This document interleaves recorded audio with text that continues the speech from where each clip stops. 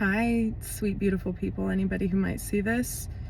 I wanted to share something because I wrote on a post the other day something about breakthrough potentials in the energy. And what's so interesting is that I say things so often and then I move into it myself, through the passage of time. And I'm like, oh, this is what I was talking about.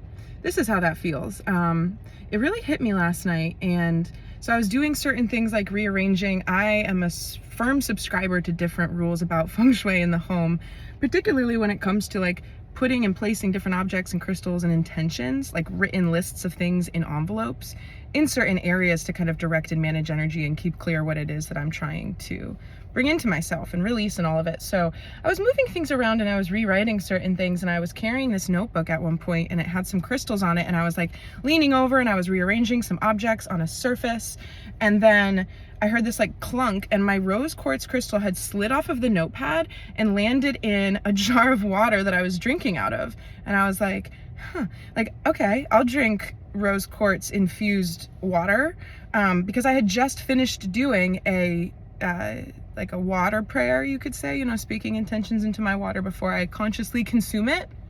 And then, throughout, I don't know, 2 or 3 hours last night, I was working intentionally on some personal things.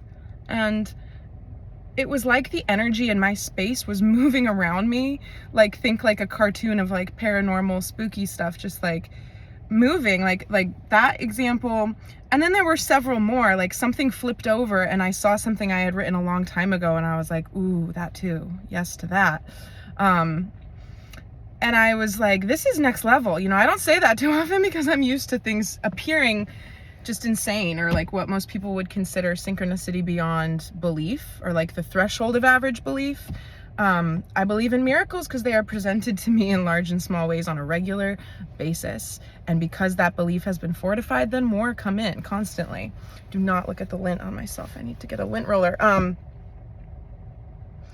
And so what I'm hearing and what I'd like to share is that there are just massive amounts of confirmation from the universe. It's we can trust that when you go into a space of being able to allow what it is that's moving around you, can be physically, literally, things, I don't know, things moving, but take it more as a metaphor. For me, it was very literal and continues to be in some ways, but there's so much that's moving in the same direction as the things that you want on your behalf. And that's very special and that's very beautiful.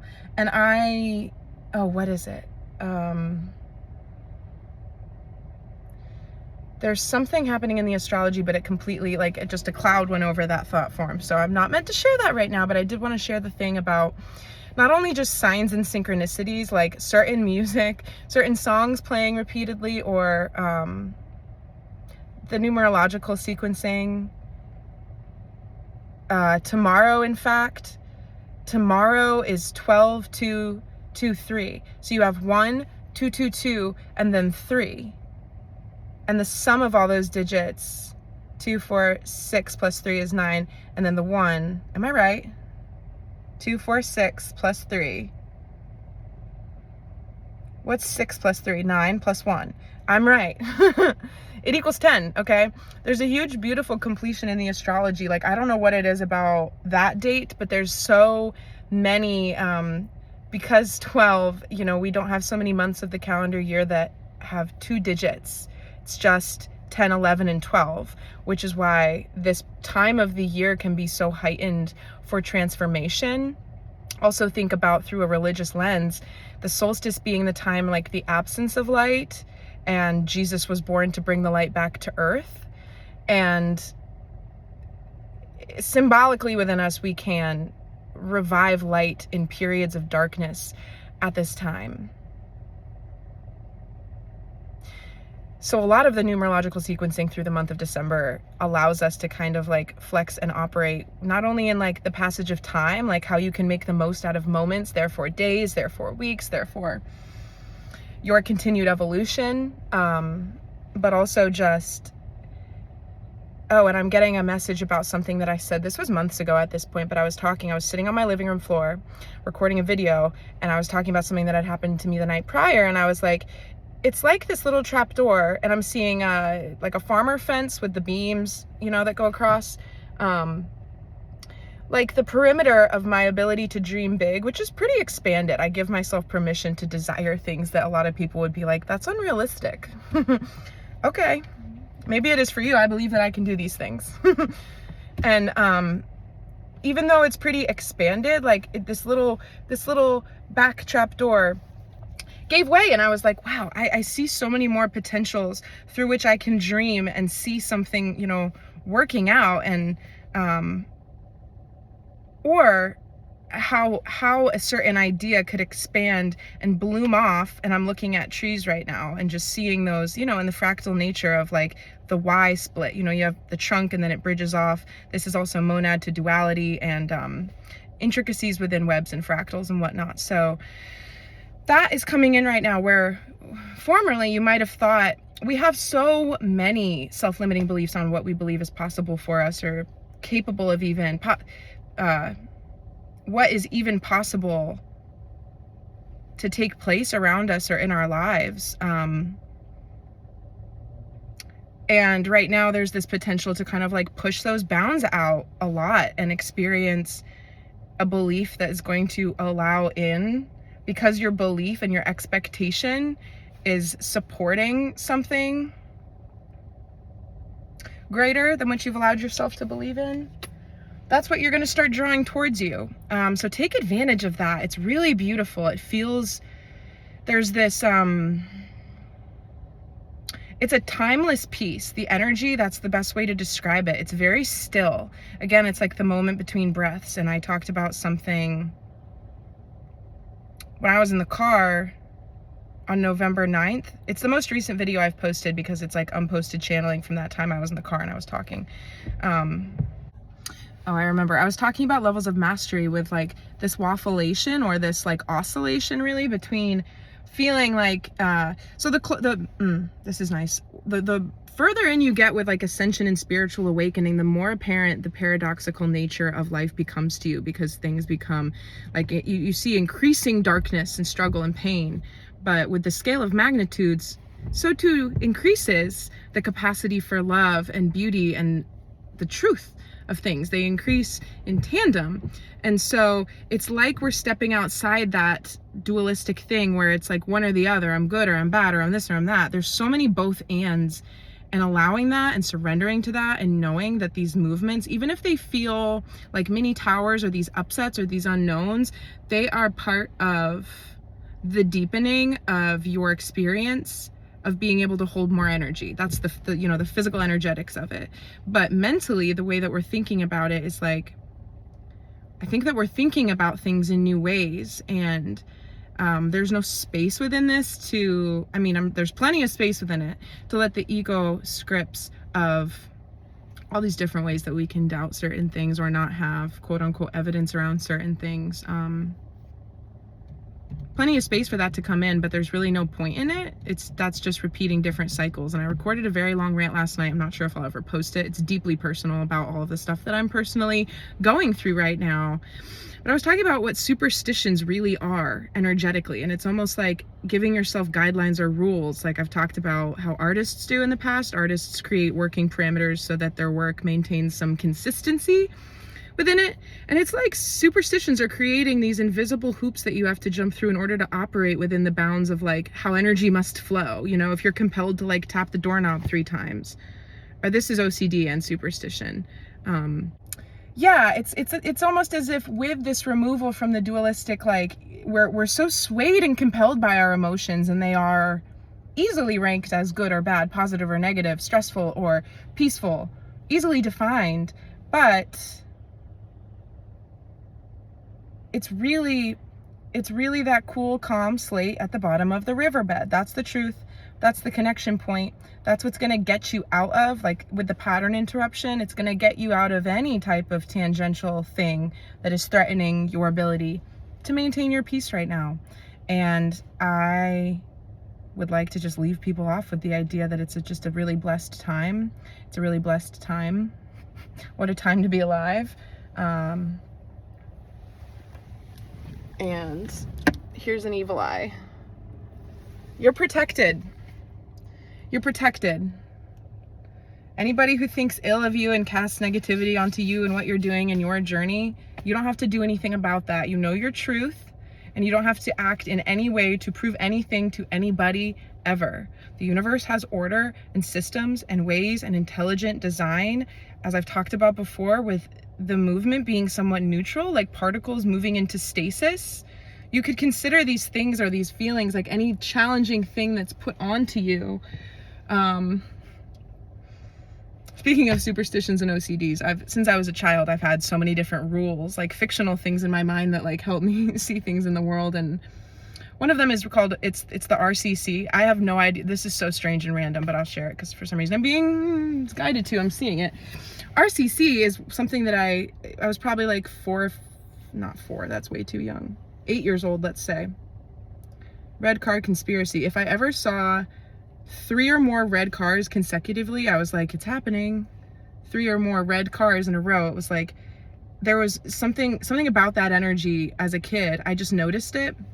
And the way this, like, I also went through a phase as a child where, you know how kids did like punch buggy, punch back. For me, I was fascinated with the shape of a PT Cruiser. I thought they were quite ugly. If a PT Cruiser was an animal, it would be like an octopus. This is a Chrysler car that was much more common in the early 2000s when I was, a child is not driving looking at the road. A kid is looking out the window at all the other stuff going on. And this phase was deeply annoying to my mother because all it was me like tracking PT Cruisers and letting her know how many I was seeing. She was like, great, thanks for the update. But I'm trying to remain like, I have a very good friend who's very tapped into these things in the way that I am. And in this energy, because she's a safe person for me to be my true and authentic self with, we've been like super giggly recently because it's so just like free and high vibrational. And to the outsider, we're like mildly insane or something, or just like a little, that's an exaggeration, but I said to her yesterday, I'm like, I feel like when we get into these moments, we had just been speaking, but we were both like wiping our eyes because we had been crying from laughing so hard. I was like, look at us both like wiping our eyes from these laughter tears, which ties into the message that I put on the short from the other day around laughing till we cry and crying till we laugh. I said to her, it's important that we retreat from the group in order to just like connect in this way because it truly helps me maintain my sanity. You're one of the safe people in my life who's like a tether point who allows me to know that the way that I'm conducting myself, there's truth, there's a bearing in this, because you can feel it from the inside. But if enough people just not consciously disagree with you, but are confused by or don't know how to validate your energy and your stuff, then it does affect you, and that's why you have to, I'm not a person who does return to sender with any energy of like people. As soon as somebody creates a judgment or a thought about your experience and what you're doing, it's a form of sending energy to somebody. People talk about like people doing black magic and spell work and all of that, and that's not good. It's very real. Some people do that stuff. Karmically, it's just a horrible it's just like the dark energy and how you can understand how energy moves and works and then manipulate it. Makes me think about that book, The 48 Laws of Power by Robert Greene.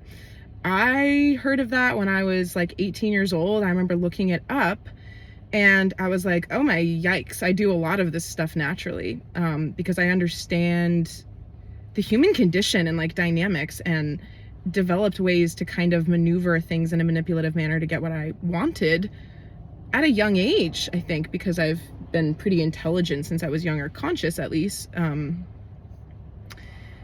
There's always the potential to contort things into darkness, but you don't fight fire with fire, right? You fight it with water, you extinguish it. There's no ammunition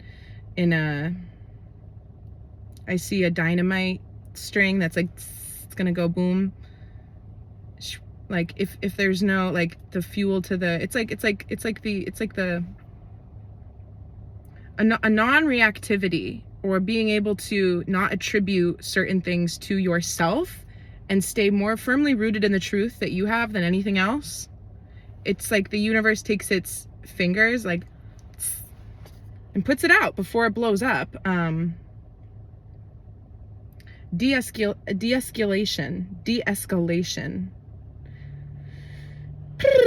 So yeah, that's it for today. It's a blessed time. It's a blessed time. And I'm also doing a lot of collective prayers right now. It's not a, where are we at? We had the full moon. This full moon energy though is like a,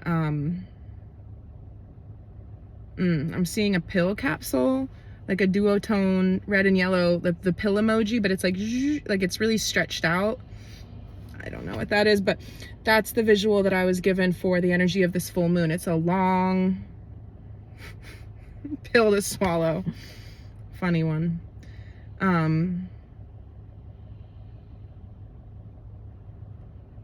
By that, I just mean the effects of the full moon energy is extended. It often is. We can feel the effects of the full moons until the new moon. And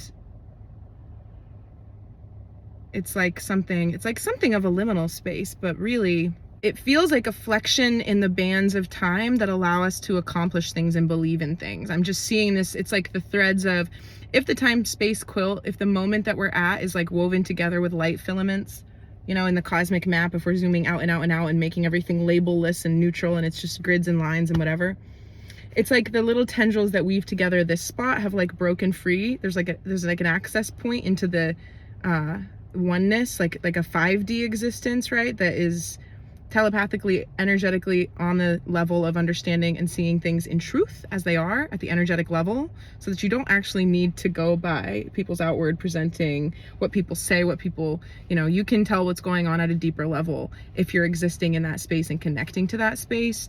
And so there's a really potent opening and access point to be in touch with that space now through the end of the year. And you know what? It's just gonna get more open. What's incredibly beautiful is that people like myself, a lot of the people who watch these videos, you've been doing this and supporting that opening, right? Fortifying the ability for those types of things to like move through, just basically overriding dark, dense energies and spreading information and energy that influences other people, that is unto itself like a pattern interruption to a lot of the programs, pre-existing things that we think about. A computer program that runs a thing on default,